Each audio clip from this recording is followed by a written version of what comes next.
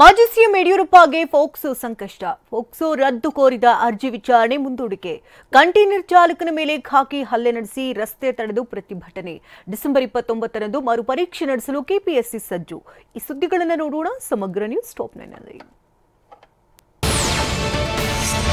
ಫೋಕ್ಸೋ ಪ್ರಕರಣ ರದ್ದು ಕೋರಿ ಬಿಎಸ್ ಯಡಿಯೂರಪ್ಪ ಸಲ್ಲಿಸಿದ್ದ ಅರ್ಜಿ ವಿಚಾರಣೆ ನಿನ್ನೆ ಹೈಕೋರ್ಟ್ನಲ್ಲಿ ನಡೆಯಿತು. ಮಾಜಿ ಸಿಎಂ ಬಿಎಸ್ವೈ ಪರ ಹಿರಿಯ ವಕೀಲ ಸಿವಿ ನಾಗೇಶ್ ವಾದ ಮಂಡಿಸಿದ್ರು.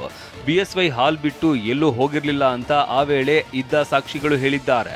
ಆದರೂ ತನಿಖಾಧಿಕಾರಿ ಕೋರ್ಟ್ಗೆ ಚಾರ್ಜ್ ಶೀಟ್ ದಾಖಲಿಸಿದ್ದಾರೆ. ಕೇವಲ ಬಾಲಕಿ ಹೇಳಿಕೆ ಆಧರಿಸಿ ಆರೋಪ ಪಟ್ಟಿ ದಾಖಲಿಸಲಾಗಿದೆ ಎಂದರು. ವಾದ ಆಲಿಸಿದ ಜಡ್ಜ್ ಇವತ್ತು ಸಂಜೆ 5 ಗಂಟೆಗೆ ವಿಚಾರಣೆ ಮುಂದೂಡಿ ಆದೇಶಿಸಿದ್ರು. ಮಾಜಿ ಸಿಎಂ ಬಿಎಸ್ ಯಡಿಯೂರಪ್ಪ ಪರ ಹಿರಿಯ ವಕೀಲ ಸಿವಿ ನಾಗೇಶ್ ವಾದ ಮಂಡಿಸಿದ್ರು. ಸಂತ್ರಸ್ತ ಬಾಲಕಿಯ ತಾಯಿ ದೂರು ನೀಡಿರುವುದರಿಂದ ಆಕೆಯ ನಡವಳಿಕೆಯನ್ನು ಕೋರ್ಟ್ ಪರಿಗಣಿಸಬೇಕು. ಅಧಿಕಾರಿಗಳು, ಸಂಬಂಧಿಗಳು, ರಾಜಕಾರಣಿಗಳ ಮೇಲೆ 56 ದೂರು ನೀಡಿದ್ದಾರೆ. ಆರೋಪಿತ ಘಟನೆ ನಡೆದ 1.5 ತಿಂಗಳ ನಂತರ ಮಾರ್ಚ್ 14ಕ್ಕೆ ಕೇಸ್ ದಾಖಲಾಗಿದೆ. ಅನುಚಿತವಾಗಿ ಸ್ಪರ್ಶಿಸಿದ್ದಾರೆ ಎಂದು ಬಾಲಕಿ ಹೇಳಿಕೆ ಇದೆ. ಆದರೆ ಹಲವು ಜನರ ಸಮ್ಮುಖದಲ್ಲಿ ಇಂತಹ ಘಟನೆ ನಡೆಯಲು ಸಾಧ್ಯವೇ? 82 ವರ್ಷ ವಯಸ್ಸಾಗಿದ್ದು ಕೈ ನಡುಗುತ್ತವೆ. ಲೈಟ್ ಸ್ವಿಚ್ ಹಾಕಲು ನಮಗೆ ಹೇಳುತ್ತಾರೆ. ಮಹಿಳೆಯಾಗಲಿ ಆಕೆಯ ಮಗಳಾಗಲಿ ರೂಮಿಗೆ ಹೋಗಿರಲಿಲ್ಲವೆಂದು ಸಿವಿ ನಾಗೇಶ್ ವಾದ ಮಂಡಿಸಿದ್ರು. ಬಿಎಸ್ವೈ ಪರ ಹಿರಿಯ ವಕೀಲ ಸಿವಿ ನಾಗೇಶ್ ವಾದಕ್ಕೆ ಎಸ್ಪಿಪಿ ಪ್ರೊಫೆಸರ್ ರವಿವರ್ಮ ಕುಮಾರ್ ಪ್ರತಿವಾದ ಮಂಡಿಸಿದ್ರು. ಸಂತ್ರಸ್ತೆ ಹೇಳಿಕೆಯಲ್ಲಿ ನಡೆದ ಘಟನೆಯನ್ನು ಸಂಪೂರ್ಣವಾಗಿ ವಿವರಿಸಿದ್ದಾರೆ. ಯಡಿಯೂರಪ್ಪ ಬಾಲಕಿಯನ್ನು ಒಳಗೆ ಕರೆದರೂ ನಾನು ಬರಬೇಕೇ ಎಂದು ತಾಯಿ ಪ್ರಶ್ನಿಸಿದಾಗ ಬೇಡವೆಂದರು. ಯಡಿಯೂರಪ್ಪ ಒಳಗಿನಿಂದ ಲಾಕ್ ಮಾಡಿದರು. ಮುಂದೆ ನಡೆದ ಘಟನೆಯನ್ನು ಕೋರ್ಟ್ ಮುಂದೆ ಓದಲು ಸಾಧ್ಯವಿಲ್ಲ. ನಂತರ ಬಾಲಕಿ ಹೊರಗಡೆ ಅಳುತ್ತಾ ಬಂದಳು. ನಂತರ ತಾಯಿಗೆ ವಿಷಯ ತಿಳಿಸಿದಾಗ ಮರಳಿ ಬಿಎಸ್ವೈರನ್ನು ಭೇಟಿಯಾದರು. ಆಗ ಬಾಲಕಿ ಮೊಬೈಲ್ ವಿಡಿಯೋ ಮಾಡಿಕೊಂಡಳು. ಆ ಸಂಭಾಷಣೆಯಲ್ಲಿ ಬಿಎಸ್ವೈ ಕೇವಲ ಬಾಲಕಿಯನ್ನು ಚೆಕ್ ಮಾಡಿದ್ದೇನೆಂದು ಹೇಳಿದ್ದಾರೆ. ಘಟನೆಯನ್ನು ಬಿಎಸ್ ಯಡಿಯೂರಪ್ಪ ಒಪ್ಪಿಕೊಂಡಿದ್ದಾರೆ. ಸಿವಿ ನಾಗೇಶ್ ವಾದಕ್ಕೆ ಎಸ್ಪಿಪಿ ಪ್ರೊಫೆಸರ್ ರವಿವರ್ಮ ಕುಮಾರ್ ಪ್ರತಿವಾದ ಮಂಡಿಸಿದ್ರು. ಬೆಳಗಾವಿಯಲ್ಲಿ ಡಿಸೆಂಬರ್ 26ರಂದು ನಡೆಯುವ ಕಾಂಗ್ರೆಸ್ ಅಧಿವೇಶನದ ಶತಮಾನೋತ್ಸವಕ್ಕೆ ಸಿದ್ಧತೆ ನಡೀತಾ ಇದೆ. ಕಾರ್ಯಕ್ರಮ ಸಮರ್ಥ ನಿರ್ವಹಣೆಗೆ ಕೆಪಿಸಿಸಿ ಅಧ್ಯಕ್ಷ ಡಿಕೆ ಶಿವಕುಮಾರ್ 20ಕ್ಕೂ ಹೆಚ್ಚು ಸಮಿತಿ ರಚನೆ ಮಾಡಿದ್ದಾರೆ. ಸಚಿವರು, ಶಾಸಕರು, ಕಾರ್ಯಾಧ್ಯಕ್ಷರಿಗೆ ಜವಾಬ್ದಾರಿ ಹಂಚಿಕೆ ಮಾಡಿದ್ದಾರೆ. ಸ್ವಾಗತ ಸಮಿತಿ, ಕೆಪಿಸಿಸಿ ಕ್ಯಾಂಪ್ ಆಫೀಸ್ ನಿರ್ವಹಣೆ, ಸಾರಿಗೆ ಮತ್ತು ಸಂಚಾರ ಹಾಗೂ ಜನರನ್ನ ಒಟ್ಟುಗೂಡಿಸುವುದು, ಸಾಂಸ್ಕೃತಿಕ ಕಾರ್ಯಕ್ರಮ, ಶಿಷ್ಟಾಚಾರ ಹಾಗೂ ವಸತಿ, ಎಐಸಿಸಿ ನಾಯಕರ ಊಟೋಪಚಾರ ಹಾಗೂ ವೇದಿಕೆ ಸಮಿತಿ ಹೀಗೆ 20ಕ್ಕೂ ಹೆಚ್ಚು ಸಮಿತಿ ರಚಿಸಿದ್ದಾರೆ.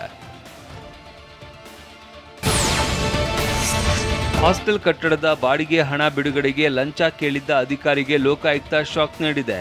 ರಾಯಚೂರಿನ ಹಿಂದುಳಿದ ವರ್ಗಗಳ ಕಲ್ಯಾಣ ಇಲಾಖೆಯ ಜಿಲ್ಲಾ ಮೇಲ್ವಿಚಾರಕ ಸಂಗನಬಸಪ್ಪ ಬಿರಾದಾರ್ ಲೋಕಾಯುಕ್ತ ಬಲೆಗೆ ಬಿದ್ದಿದ್ದಾರೆ. ಕಟ್ಟಡದ ಮಾಲೀಕ ತಿಮ್ಮಪ್ಪ ಶೆಟ್ಟಿ ನೀಡಿದ್ದ ದೂರು ಆಧರಿಸಿ ಲೋಕಾಯುಕ್ತ ತಂಡ ದಾಳಿ ನಡೆಸಿತ್ತು. 15,000 ರೂಪಾಯಿ ಲಂಚ ಪಡೆಯುವ ವೇಳೆ ಬಿರಾದಾರ್ ರೆಡ್ ಹ್ಯಾಂಡ್ ಆಗಿ ಸಿಕ್ಕಿಬಿದ್ದಿದ್ದಾನೆ.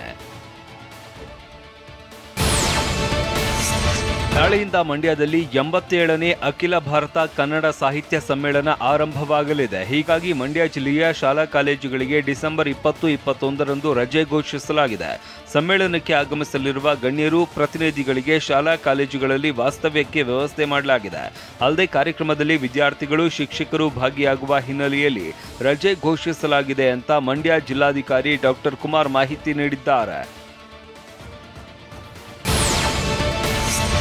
ಕನ್ನಡ ಭಾಷಾಂತರದ ಎಡವಟ್ಟಿನಿಂದ 384 ಗೆಜೆಟೆಡ್ ಪ್ರೊಬೇಷನರಿ ಹುದ್ದೆಗಳಿಗೆ ನೇಮಕಾತಿ ಪರೀಕ್ಷೆ ರದ್ದಾಗಿತ್ತು. ಇದಾದ ಬಳಿಕ ಮರುಪರೀಕ್ಷೆ ಬಗ್ಗೆ ಗೊಂದಲ ಸೃಷ್ಟಿಸಿತ್ತು.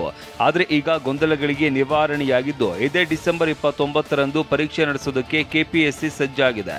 ಡಿಸೆಂಬರ್ 29ರಂದು ಒಂದೇ ದಿನ 2 ಪೇಪರ್ ಪರೀಕ್ಷೆ ನಡೆಯಲಿದೆ. ಪೋಷಕರ ವಿರೋಧದ ಮಧ್ಯೆನೂ ತರೀಕೆರೆಯ ಅಜಯ್ ಹಾಗೂ ಭದ್ರಾವತಿಯ ಶಾಲಿನಿ ಅಂತರ್ಜಾತಿ ವಿವಾಹವಾಗಿದ್ರು. ಯುವತಿಯ ಪೋಷಕರಿಂದ ಜೀವ ಬೆದರಿಕೆ ಇದೆ ಅಂತ ಪ್ರೇಮಿಗಳು ರಕ್ಷಣೆ ಕೋರಿ ಎಸ್ಪಿ ಕಚೇರಿಗೆ ಆಗಮಿಸಿದ್ರು. ಎಸ್ಪಿ ಕಚೇರಿ ಆವರಣದಲ್ಲಿ ಪ್ರೇಮಿಗಳು ಪರಸ್ಪರ ಹೂವಿನ ಹಾರ ಬದಲಿಸಿಕೊಂಡ್ರು. ಮಂಗಳೂರಿನಲ್ಲಿ ಹೊಸ ವರ್ಷದ ಆಚರಣೆಗೆ ಅಂತ ತರಿಸಿದ್ದ ಡ್ರಗ್ಸ್ ವಶಕ್ಕೆ ಪಡೆಯಲಾಗಿದೆ. ಮಂಗಳೂರು ನಗರದ ಕುಳೂರು ನದಿ ದಂಡೆಯಲ್ಲಿ ಡ್ರಗ್ಸ್ ಸ್ಕ್ವಾಡ್ ಹಾಗೂ ಕಾವೂರು ಪೊಲೀಸರ ಕಾರ್ಯಾಚರಣೆ ನಡೆಸಿದ್ರು. ಈ ವೇಳೆ 3 ಆರೋಪಿಗಳ ಬಂಧನ ಸಹಿತ 9 ಲಕ್ಷ ರೂಪಾಯಿ ಮೌಲ್ಯದ ಮಾದಕ ವಸ್ತು ಜಪ್ತಿ ಮಾಡಲಾಗಿದೆ. 5 KG ganja, 100 gram MDMA, 7 gram cocaine, 17 gram MDMA pills, 100 gram charas, 8 gram hydro weed ganja, 3 LSD strips ವಶಕ್ಕೆ ಪಡೆಯಲಾಗಿದೆ.